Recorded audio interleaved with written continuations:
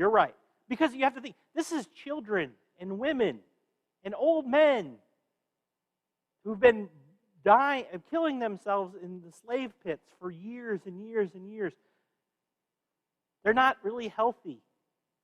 They've worked every day of their life for their entire life. Yes. Yes, you're right. But we don't have to know because God sends Moses, and Moses takes his staff, the staff that God had blessed, and he puts it out there, and he parts the Red Sea. So it says the waters peeled back, and Moses and all of the people marched across the Red Sea. And as as Pharaoh's army is chasing them down, they run out and they chase into the river, into the Red Sea after them. And the waters come back and kills all of the Egyptians. It's a harsh story, right?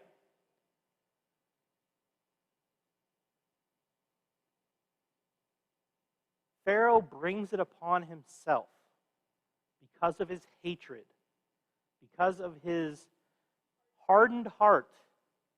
He brings the death of his soldiers onto themselves.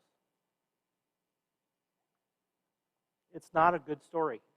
It's a hard story to eat. It's a hard story to hear. It's a hard story to comprehend that God would let this happen. But we have to understand, Pharaoh wasn't going to let them go. And God was going to do everything he could to prepare to see his people. And like you said, who was that earlier? God's not going to force us to change our behavior. Right? We have free will. He allows us to choose. So he had to do what he had to do because of what Pharaoh chose to do. So the Israelites are now on the other side of the thing, and they're like, hey, we're free. This is great. It says that God led them. And I want you to write this down. The glory of God led the Israelites. Glory, Glory. The glory of God led the Israelites. By day, it was a column of smoke, and at night it was a pillar of fire that moved in front of the Israelites moving through the desert, right? So they had this big cloud of smoke during the day. The glory of God, it says. Another way you can think of the word glory in this context is the presence of God. God was literally there in this form of a pillar of smoke and a column of fire that moved in front of the Israelites. Now, how long do you think it took the Israelites to start complaining?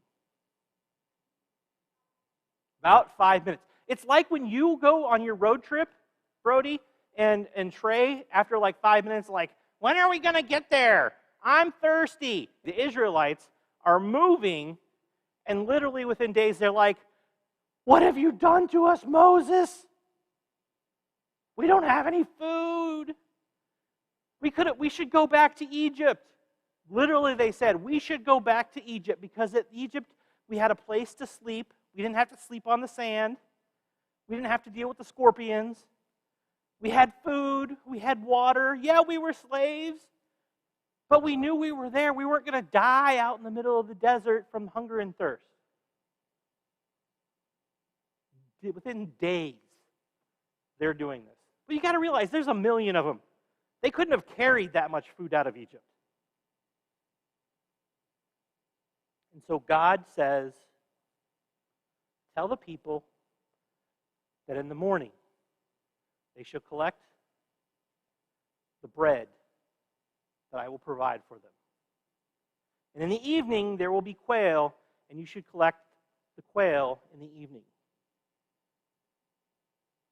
But only collect what you need. Don't collect some for the next day.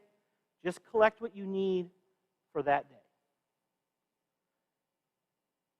he tells them this, and the people are probably like, okay, Moses, yeah, we're out in the middle of the desert. What's going to happen? And the next morning when they wake up, there's this light, flaky stuff on the ground. And they're like, manna? Because that's the word. It literally is, what is it? Is what they said. Manna? In Hebrew. And that's what they called it. It was a little flaky stuff, and they could take it off and they could eat it, and it was like bread. And so they would go around and they would collect this off the ground and they would eat it. Now, some of the Israelites were like, well, this isn't going to happen more than once. This is like a freak thing. It's going to happen once. I'm going to take like 5 days worth and pound it in my bags and hide it away. So they ate that day. The next morning they get up and they're like, I don't got to go collect any because I've got some in my bag. And they open it up and it's all rotted. And the same thing happened in the evening. As they were in their tents at the end of the day, quail, these little birds, came by and they were able to collect them and have meat. And this happened day after day after day after day after day. God provides. Later in the year, we're going to talk about the Apostles' Creed. We're going to talk about that. God provides for his people. Later on, it says they get someplace and they're like, we haven't drunk for days. We haven't drunk for days. We're so thirsty. It says Moses goes and he takes his staff again and he cracks it against the rock, and the rock splits open and water comes out of it so the people can drink. Another time they have nasty, nasty water, and he takes some wood and he throws it in the wood in there, and it purifies the water, and they're able to drink it. Another time later in the story, they're accosted by all these snakes, and he literally takes one and he puts it on his staff and he holds it up and he says, anyone who has faith and looks up at the staff will be saved. And the people looked up and they were saved, and they did not die from the snakes that were there biting them. God provides. And so we get to this point in the story that they're going here, and it says in chapter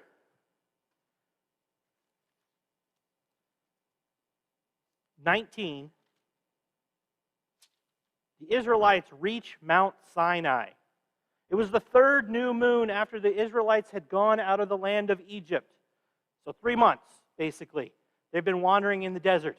And they get to this mountain, and they go there, and they're like, Moses is like, you stay here. I'm going up on the mountain to talk to God. And they're like, cool.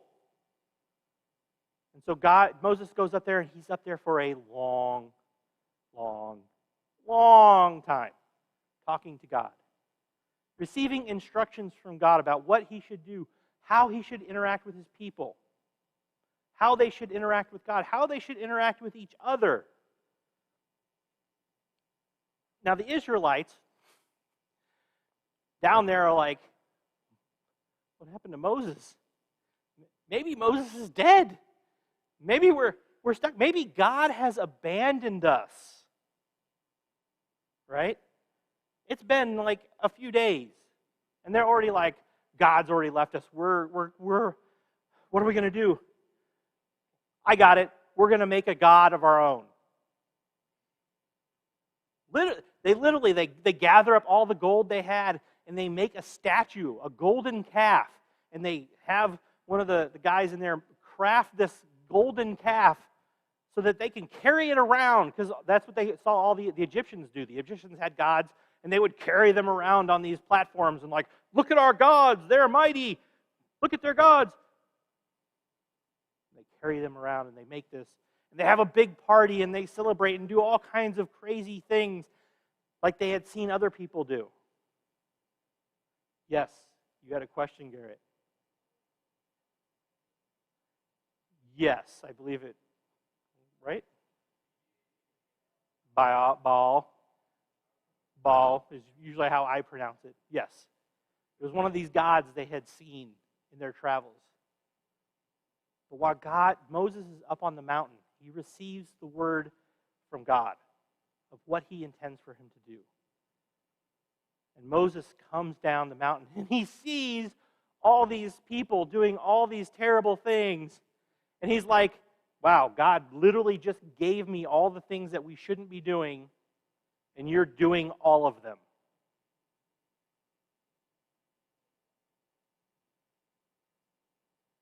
And he has words with them.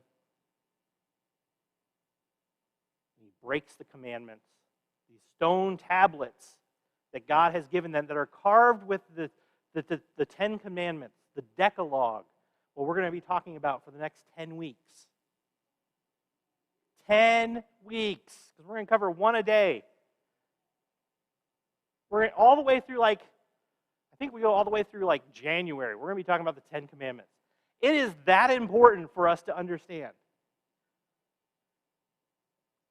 But he comes down and he yells at them and screams at them and says, God is not happy with you. And the Israelites will then spend the next 40 years wandering through the desert.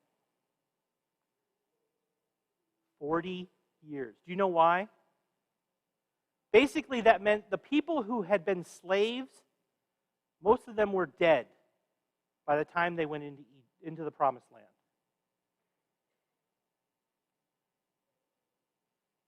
So they spend 40 years. So Moses spends until he's 120 years old walking through the desert with these people, teaching them how to be God's people.